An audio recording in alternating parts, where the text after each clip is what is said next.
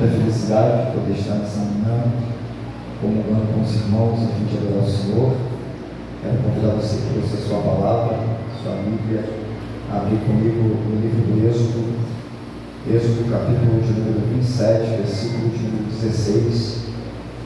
Estou muito feliz, irmãos. Muito tempo eu me sinto ansioso, para estar no lugar, embora seja a minha casa. Essa semana Deus tem falado comigo de uma forma especial. Eu tenho sentido mais forte a presença de Deus na minha vida. Deus tem trabalhado no meu coração de uma forma incrível e linda, mostrando cada dia o seu amor para comigo, e através de uma palavra em que Ele me conduziu essa semana. Na verdade foi um pouco mais dessa semana, já tem algum tempo que Deus tem conversado comigo por meio dessa palavra, e aprove ao Senhor receber essa oportunidade para poder dividir com os irmãos aquilo que o Senhor tem falado comigo, aquilo que a sua preciosa palavra tem a nos revelar. Livro do Êxodo, capítulo 27, versículo de número 16. Quantos acharam, possam dizer amém?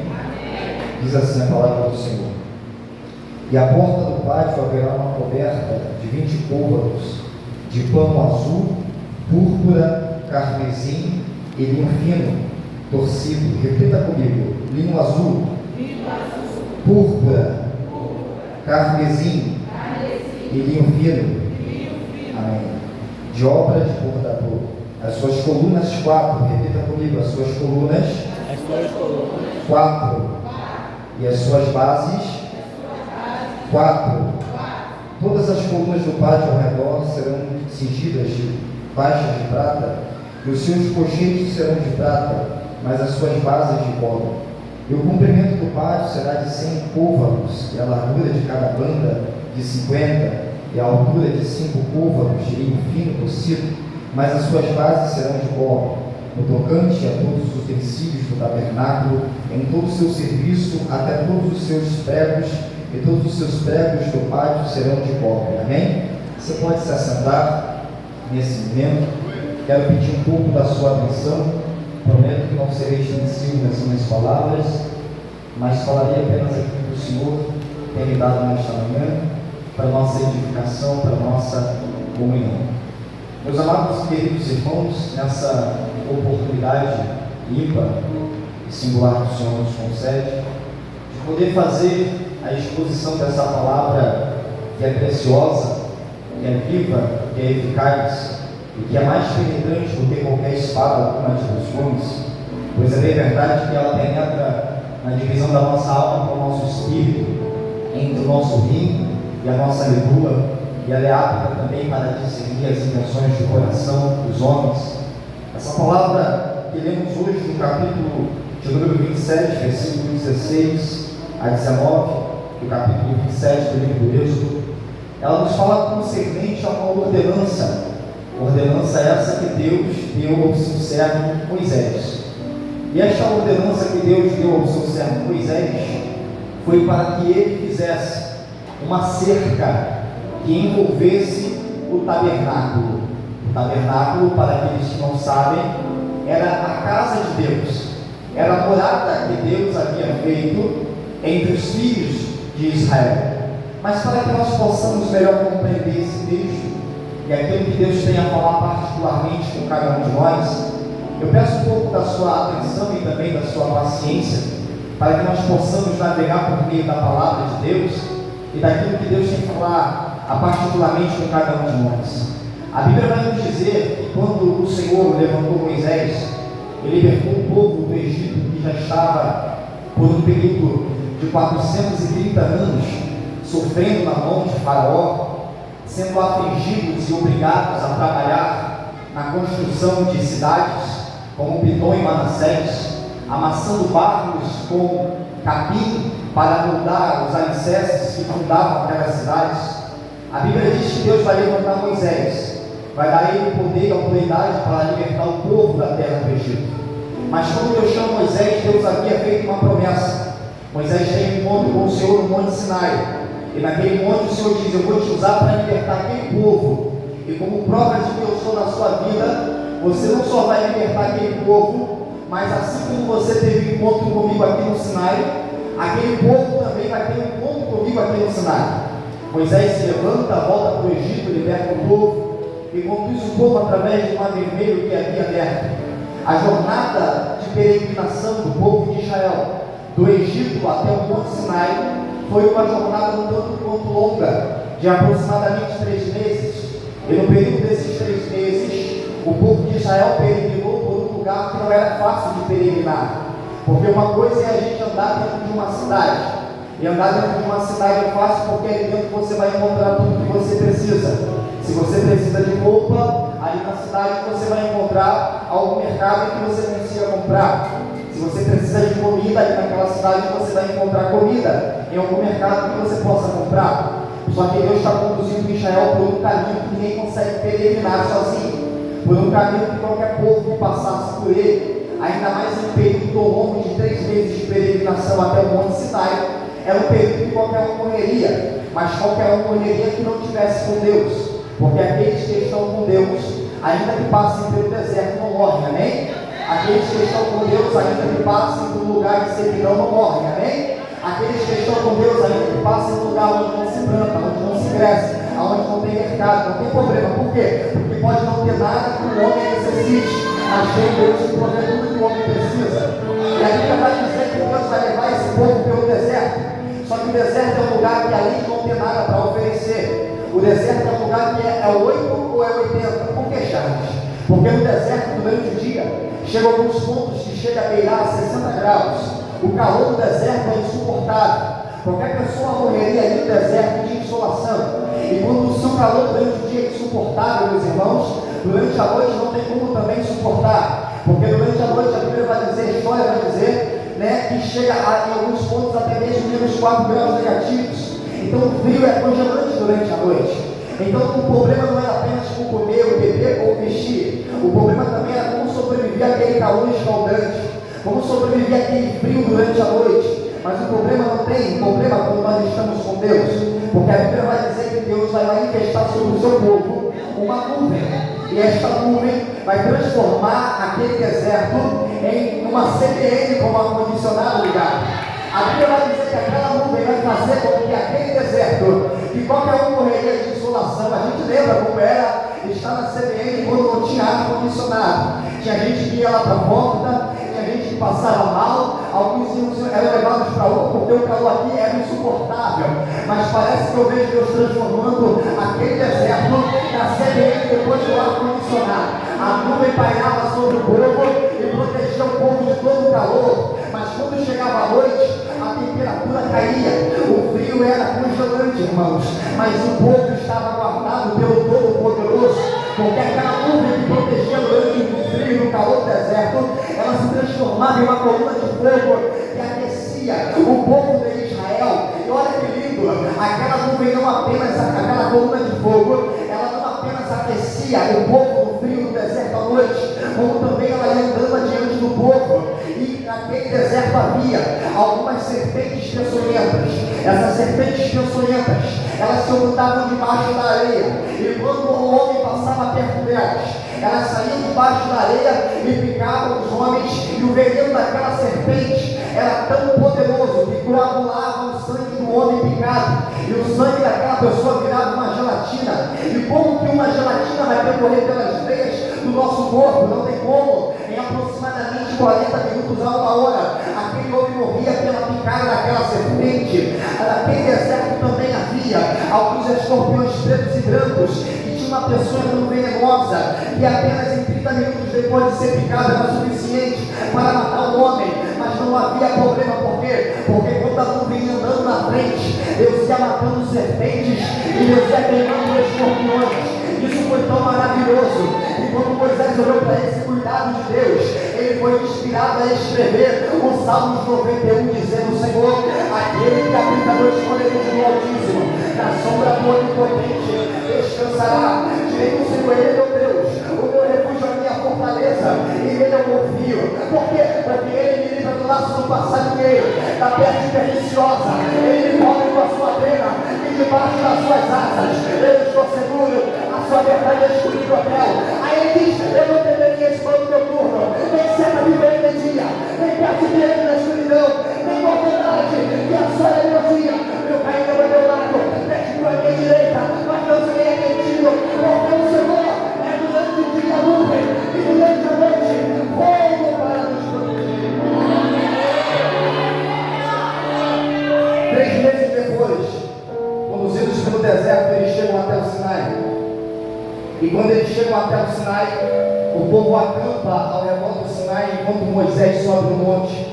E quando Moisés sobe no monte, ele tem um encontro com Deus que vai dizer para Moisés: Moisés, diga para o meu povo, viu como eu fui com vocês? Oh glória!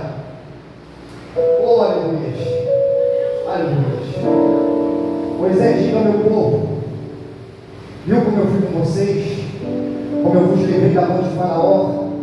Como eu vos trouxe a mim com asas como que de águia?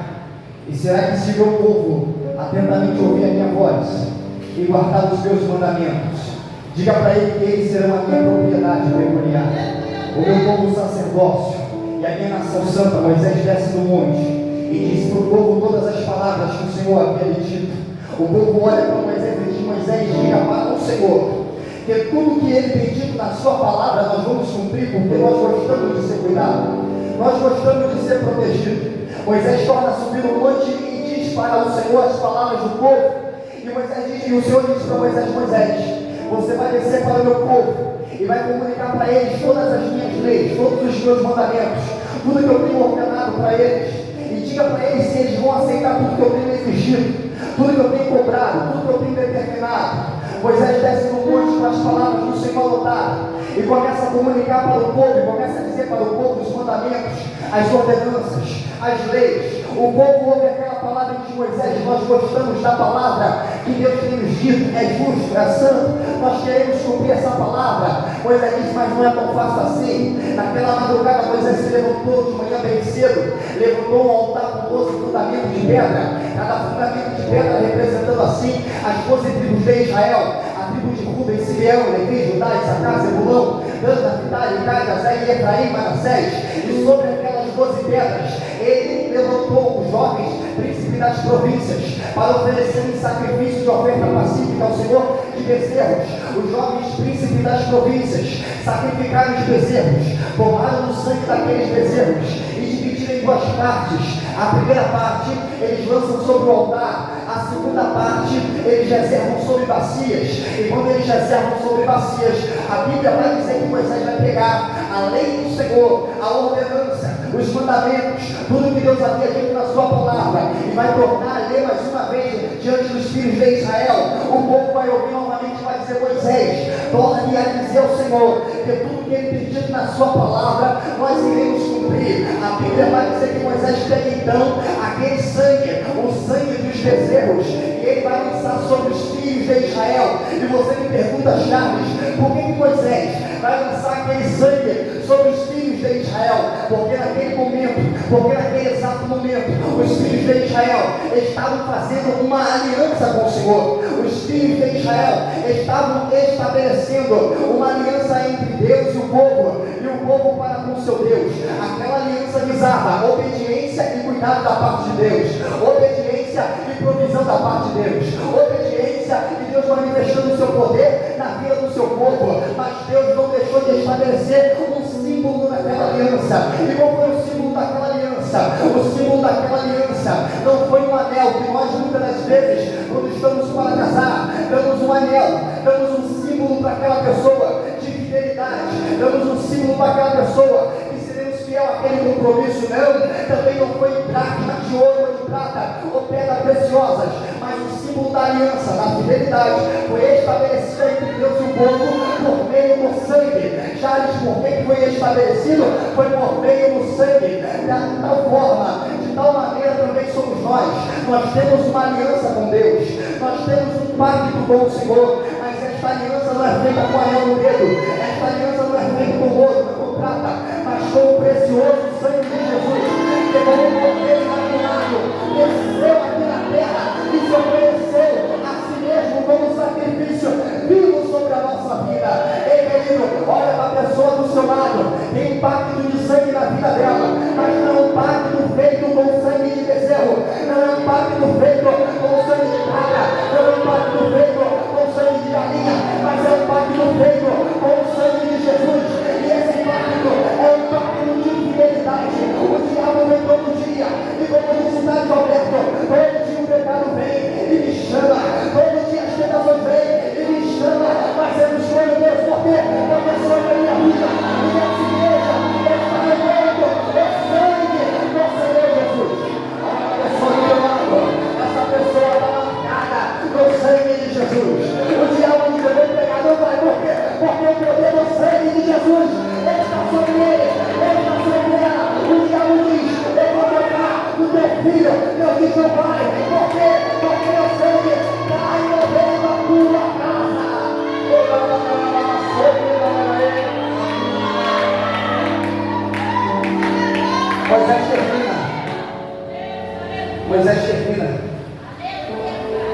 ele sobe novamente na montanha. E Deus diz: Moisés, suba a mim, você, Nadab e Abiú, 70 dos anciões de Israel.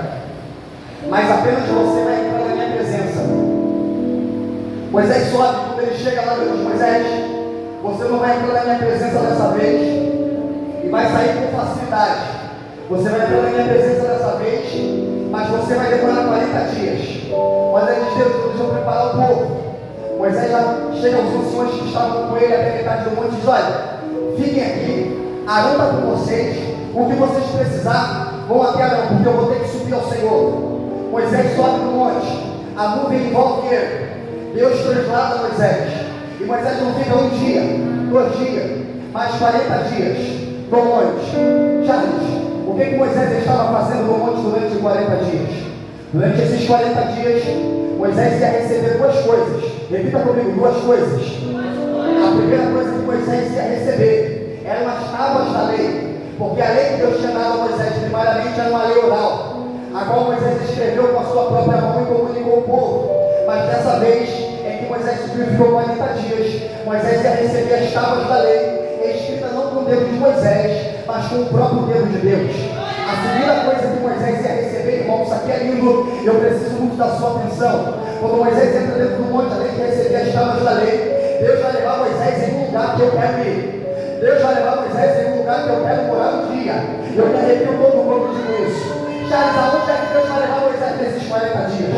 Irmão, acredite você ou não, mas Deus vai tomar Moisés pela sua mão e vai mostrar para Moisés a sua casa. Deus vai mostrar para Moisés o seu tabernáculo. Deus vai mostrar para Moisés a sua moradia no céu. E parece que eu vejo Deus tomando a mão de Moisés e dizendo: Moisés, eu quero mostrar para você a minha casa. Moisés, eu quero mostrar para você a minha moradia. Aí Deus toma na mão de Moisés, leva ele no quintal da casa de Deus. E quando Moisés está andando pelo quintal da casa de Deus, Moisés vê ali 2 utensílios, a saber: primeiro, um altar; segundo, uma pia.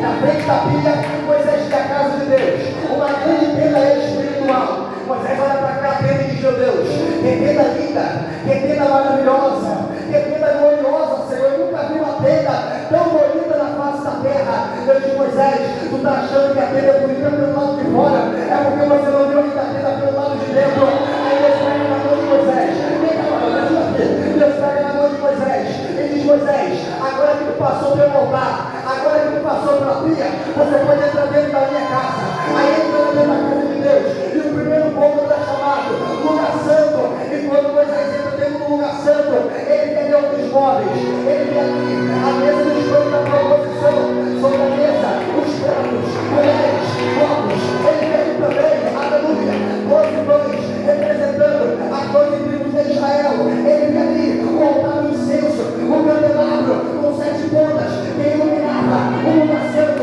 Aí ele falou: aleluia, Moisés, está vendo tudo, presta muita atenção, porque, Senhor, deixa eu te revelar, Moisés. Aí Deus leva Moisés e diz: Moisés, tu achou bonito o lugar santo? Deixa eu te levar dentro do Santo dos Santos.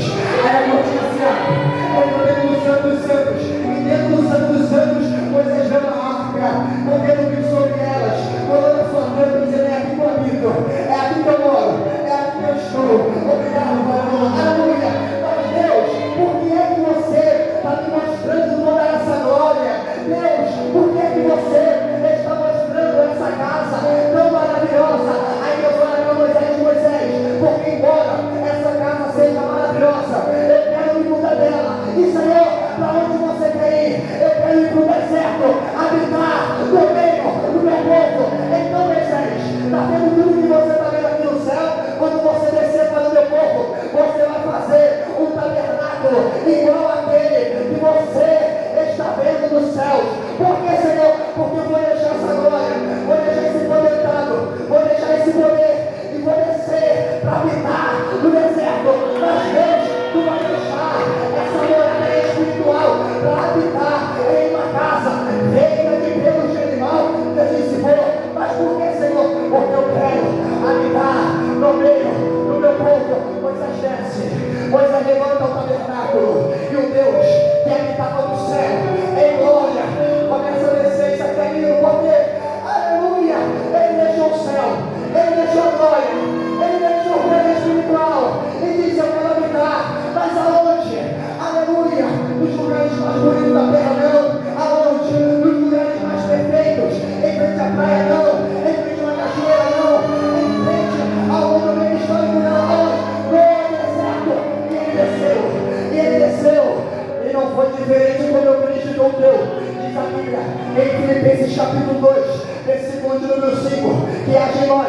foi o mesmo sentimento que houve nele, que mesmo sendo Deus, não teve por usurpação, Senhor Deus, mas foi descendo, e tomou a forma de homem, e habitou entre o seu povo. Aí João, escrevendo o Evangelho no capítulo 1, disse: e o verbo se fez carne, e habitou entre nós, e vimos a sua glória, como a glória do único Filho de Deus. Ei, eu tenho a palavra para te dizer nessa noite: o Deus, depois de estar diante das estrelas do céu, diante de serafim, diante de querubim, diante de arcanjo, diante de anjo, decidiu descer e vir nascer dele hoje, habitar no meio da tua casa, no meio da tua família, no meio dos seus, e só quem tem Deus habitando no meio da vida. Levanta a mão, entra glória ao nome do Senhor. Ele desceu e ele habitou entre nós. E quando ele habita entre nós, quando Moisés desce do monte, entrega a lei e entrega os mandamentos do Senhor Deus. Quando ele entrega a lei e os mandamentos, ele prepara toda a construção da casa de Deus. Quando a casa de Deus está pronta aqui na terra, Deus desce sobre ela. Mas Deus vai dizer a Moisés: Moisés, prepara o meu povo, eles não vão ficar espalhados em volta da minha casa, tudo organizado.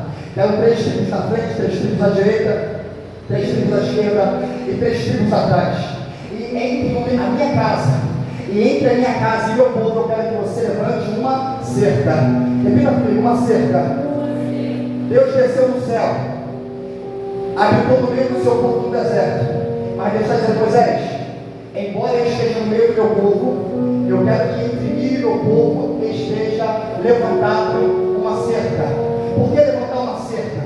Nós sabemos que uma cerca serve para trazer divisão, uma cerca serve para trazer separação, e esta cerca que Deus havia ordenado a Moisés deveria ter o seu comprimento, cerca de 45 metros de comprimento, e esses comprimentos deveriam ter 20 estacas de bronze. A Bíblia diz que na sua largura ela tinha 22 metros e meio de largura, com 10 estacas de bronze. E esta cerca era revestida tanto na sua lateral como na sua retaguarda com um tecido branco de linho finíssimo. Esta cerca que Deus está determinando é uma cerca que Ele está estabelecendo, primeira coisa, limite, porque Deus está dizendo: embora eu esteja habitando no meio do meu povo, eu não vou deixar de estabelecer limite, porque tem muita gente achando que Deus é um Deus de liberalidade, não é? Deus é um Deus que estabelece limite, Deus é um Deus que até que você vai, daqui para lá você não vai mais, porque se você for, você vai morrer. A Bíblia diz no capítulo 2 do livro do Gênesis, que quando Deus criou o homem, Ele colocou na terra, a primeira coisa que Deus fez foi estabelecer um limite. Deus disse para Adão: tudo você pode comer, de toda a árvore que está no jardim, mas da árvore do conhecimento do bem e do mal, dela você não pode comer, porque se você comer, certamente você vai morrer. É Deus estabelecendo o limite. Tem muita gente que está tentando romper os limites que Deus estabeleceu e está quebrando a cara. Tem muita gente que está tentando romper os limites que Deus colocou para você e entra dentro da igreja com a maior cara lavada e diz: meu Deus, por que tudo isso está acontecendo comigo? Por que essa tribulação está vindo sobre a minha vida? A resposta é simples, amado: é porque você rompeu os limites de Deus. Provérbios diz: aquele que rompeu o muro, uma serpente o picará. Então não tenta romper os muros que Deus estabeleceu para você, porque se você tentar romper, a serpente vai te pegar, o diabo vai te pegar, o maligno vai te pegar. O diabo não pode imitar os limites de Deus.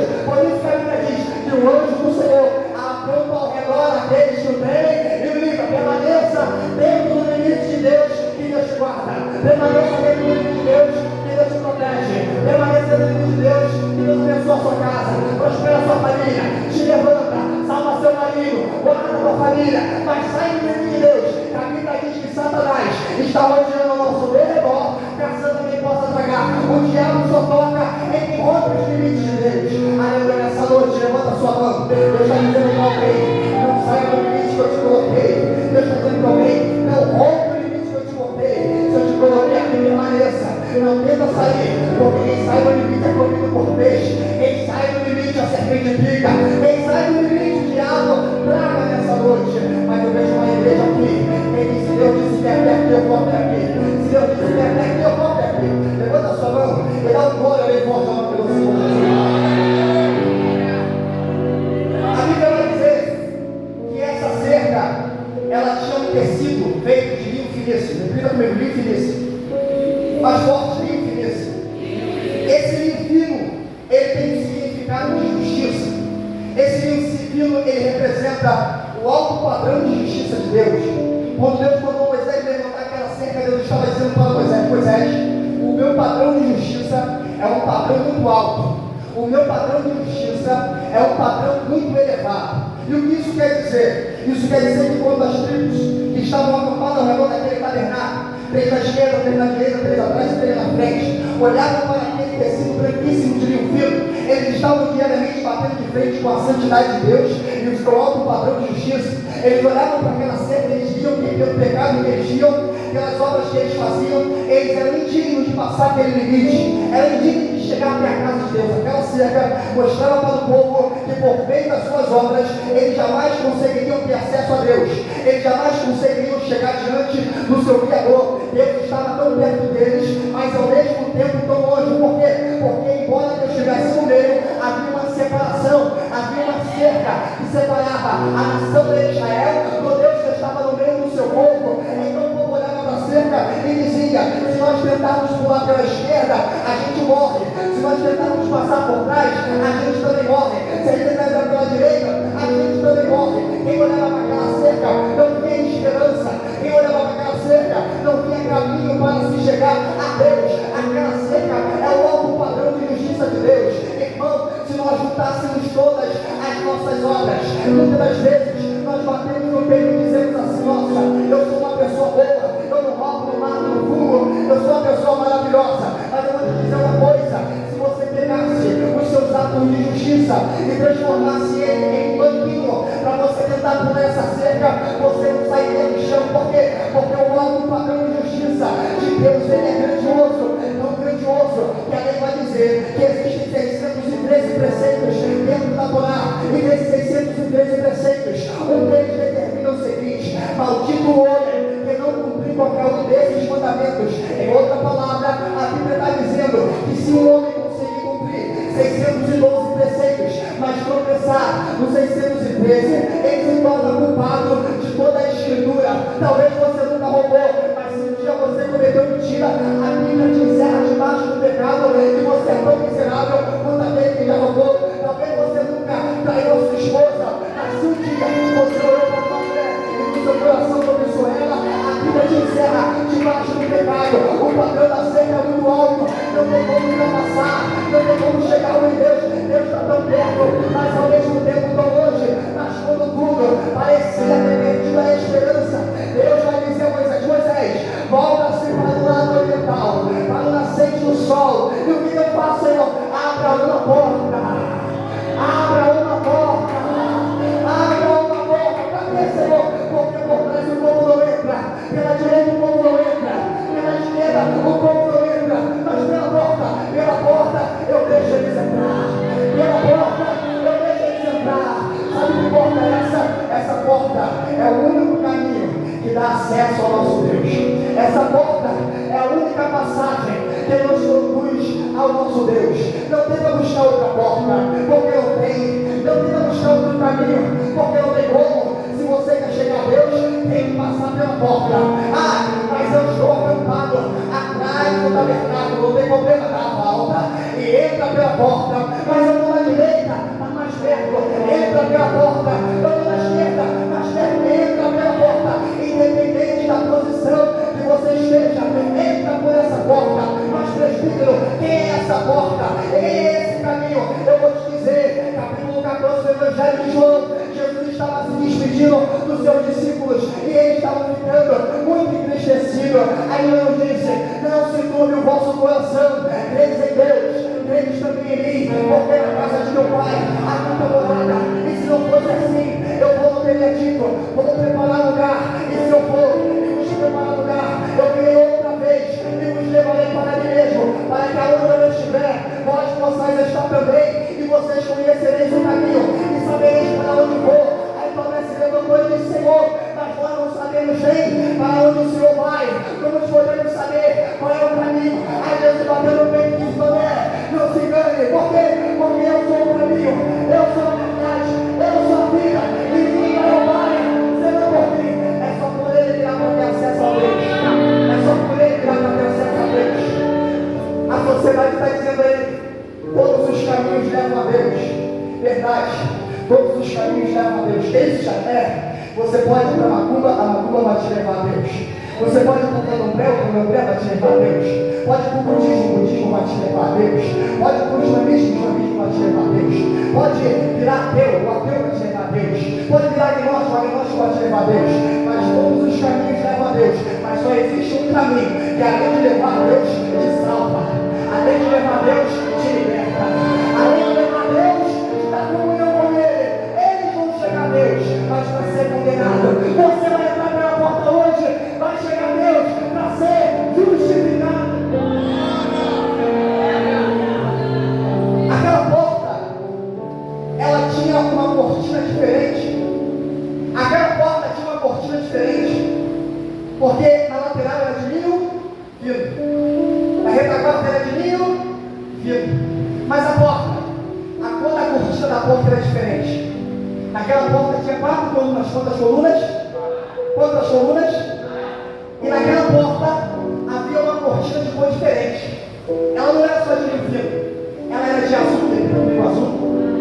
Ela era de púrpura, tem púrpura. A púrpura é o roxo. Ela era carmesim, tem carmesim. E ela era de linho fino, 4 cores.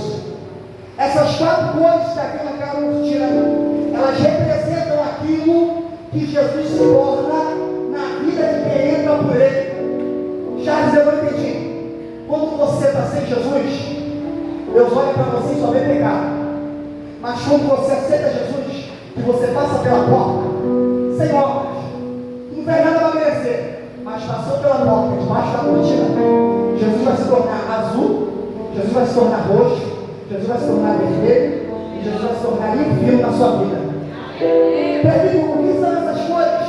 1 Coríntios capítulo 1, versículo 30. O qual foi feito por Deus. Primeiro, sabedoria, justiça, santificação. E quarto, redenção. Então, quando a gente entra pela porta, a primeira coisa que Jesus se torna é o azul da sabedoria.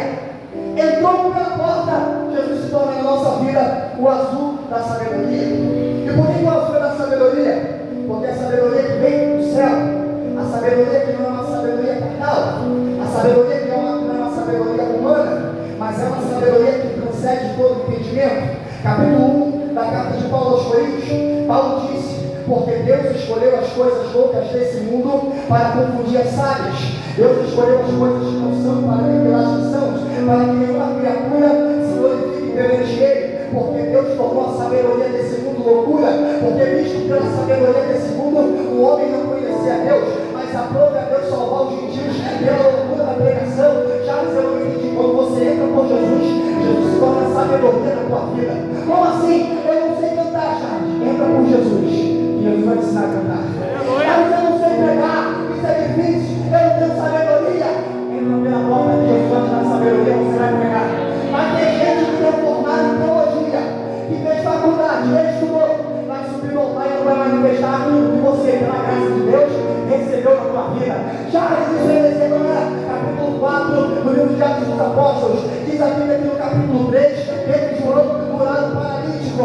Aí os príncipes e sacerdotes prenderam eles dois e levaram para o tribunal. E eles olharam para Pedro e João, julgaram pela aparência, são galileus, são homens loucos, são homens sem inteligência, são homens sem sabedoria, vamos amassar eles nos argumentos. Chegou no outro dia, foi interrogar e disseram: em nome de quem e em que autoridade vocês fazem isso? Diz a Bíblia: e Pedro, cheio do Espírito Santo, falou-lhes: varões, hoje somos interrogados, em que autoridade nós levantamos esse paralítico? Mas fiquem sabendo que foi no nome de Jesus, aquele que vocês crucificaram, ele é a pedra que os edificadores rejeitaram, a qual Deus tornou a principal pedra de esquina, o qual toda pessoa no céu e na terra será salva por ele. Aí os principais sacerdotes, até o mestre de Paulo estava lá, todos os escribas, instruídos na palavra, olharam para Paulo e João e disseram: como é que esses homens que não têm estudo, não têm faculdade, não estudaram na escola de Eliel, não estudaram o pé de Gamaliel,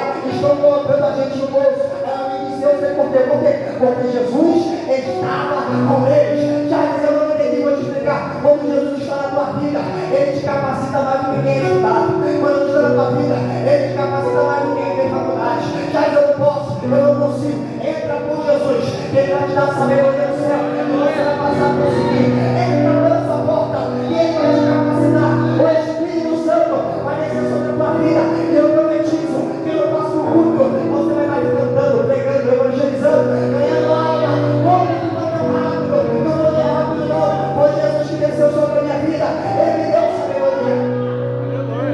A sua sabedoria. Entra por essa porta e receba a sabedoria. Quando passava pela porta tinha a segunda cor. E a segunda cor era a púrpura. Púrpura. A cor púrpura é a cor roxa. A cor roxa é uma cor muito difícil de ser conquistada. Porque a cor roxa só é possível alcançá-la quando se mergulhava no profundo oceano e extraía essa cor a partir das ostras. Por isso ela é uma cor complicada. Apenas os reis, apenas os poderosos, apenas os governantes tinham dinheiro para comprar essa roupa de cor roxa. Por isso que esta cor, ela representa a justiça que vem do nosso rei. Ela representa a justiça que vem do nosso rei. E que justiça foi essa? Quando nós analisamos a história, nós vamos perceber que quando alguém entrava na presença de um rei aqui na terra, esse rei estava vestido com as suas vestes reais, com a sua coroa na cabeça, e na sua mão ele tinha um cetro. O que demonstrava o seu ato de justiça era determinado pela movimentação daquele cetro que ele carregava na mão. Por isso que Esther, quando entra na presença de Assuero estende o cetro para ela, porque se ele não estendesse o cetro para ela, Esther naquele momento seria morta. Mas quando ele estende, ele justifica Esther. Então todo rei, para exercer o ato de justificação, ele tem que permanecer no seu trono, com vestes reais, coroa na cabeça e cetro estendido para justificar alguém. Mas o nosso rei, que não é apenas o rei, mas é rei dos reis e Senhor dos senhores, ele disse: eu vou justificar a minha igreja, mas não vai ser assentado no trono, não vai ser com coroa de glória, não vai ser com cetro na mão. Não é que ele justificou a igreja. Diz a Bíblia no Evangelho de Marcos que quando Jesus foi preso, levaram ele para Herodes. Herodes falou assim: você é o rei dos judeus? Jesus nada lhe respondeu. Aí o povo que estava do lado de Jesus disse: ele falou contra César, contava um monte de mentira acerca de Jesus. Aí sabe o que Jesus disse? Nada. Aí Herodes olhou para ele e falou: nossa, esse homem de verdade mesmo. O povo está chegando, o povo está ofendendo e ele não diz nada. Como o cordeiro mudo, ele é para o matador. Diz a Bíblia Sagrada que quando Herodes levou Jesus para o pináculo do templo, a Bíblia vai dizer que Herodes olha para o povo e diz assim: olha, está chegando a Páscoa, pode escolher aqui um para ser solto. Barrabás, que é assassino, matador, homem perigoso, ou esse Jesus aqui, o rei de Israel. Aí o povo disse: pode soltar Barrabás, manda prender Jesus. Mas esse homem aqui é justo, mas manda soltar Barrabás. Nós queremos ver não injusto. Diz a Bíblia Sagrada que Herodes, pra cá, a ira do povo, entregou Jesus na mão dos soldados romanos. Os soldados romanos levaram Jesus para ser açoitado, uma quarentena de açoites, 480 cortes nas costas, dava para ver até mesmo as suas vísceras. Diz a Bíblia que não sendo insuficiente, eles vão tomar um tecido. E qual era a cor do tecido? Púrpura. Eles vão tomar um tecido de cor de púrpura e vão envolver no corpo do nosso Jesus. Por quê? Porque eles estão zombando, eles estão chacotando, eles estão dizendo assim: tu não é o rei. Aí eles vão junto de Jesus. Aí Jesus cai e diz: ó rei, profetiza quem foi que te chutou. Aí não é suficiente, ele é rei, então vamos fazer uma coroa. Pegaram uma coroa de espinho, trançaram ela, mas o tamanho não bateu na cabeça de Jesus. Não tem problema, coloca sobre a cabeça, pega um pedaço de pau e bate na cabeça de Jesus, para que os espinhos atravessem seu crânio. Profetiza, rei, quem foi que te afligiu? Quem foi que te julgou? Cuspiu nele, aleluia. O nosso rei, aleluia, nos justificou. Não foi assentado no trono, não foi com coroa de glória, não foi com cetro, mas ele nos justificou com coroa de espinho. Aleluia. Com coroa de espinho. Aleluia. As vestes reais não eram as melhores, mas com vestes reais cor de púrpura, ele nos justificou. Ele não estendeu para você o cetro, ele estendeu para você os braços. Aleluia. O ladrão da cruz olhou para ele e disse: tu és o Cristo que nos quer sair e salva. Mas o outro reconheceu a sua soberania, o seu potentado, a sua glória do Senhor. Lembra-te de mim quando entrares no teu reino. Jesus olhou para ele: fica tranquilo, que eu vou te justificando aqui na cruz agora. Ainda hoje você vai estar comigo no paraíso.